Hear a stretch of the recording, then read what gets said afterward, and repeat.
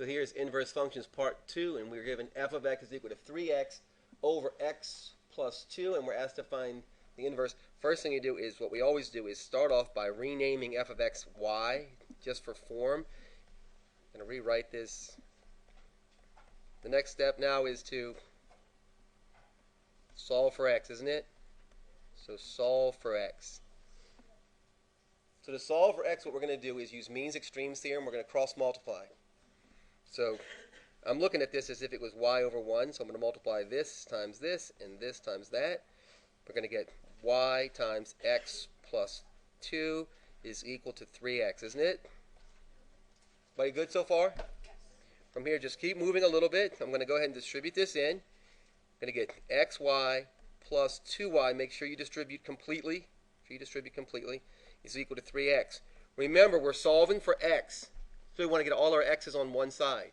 So what I want to do is I want to bring these x's, these 3 x's here to the left. I want to bring these y's, because they don't have any x's on them, to the right.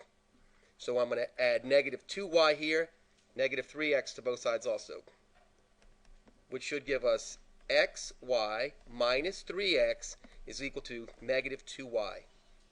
So far, so good? Not bad, right? This is where it gets a little bit weird, because we have two values of x here, and that's not good.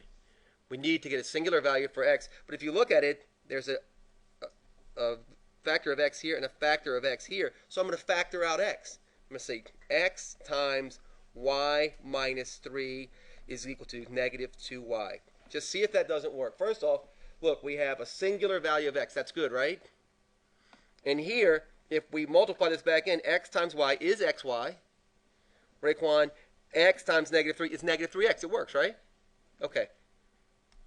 So from here, we're almost done, aren't we? What are we going to do?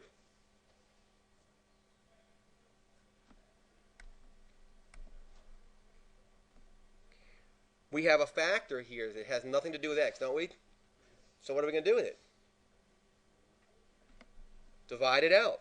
So we're going to divide this by y minus 3, divide this by y minus 3. Y minus 3 over y minus 3 is 1 times x is still x, isn't it? Gives us negative 2y over y minus 3. Just part of our method for finding inverses. Now we're going to do what? Switch x and y. So switch x and y.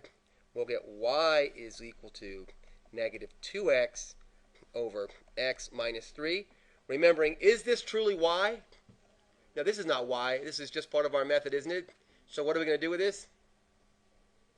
Change it into inverse form. So we're going to say, rename this as the inverse of f of x. And we're done. All good? All right.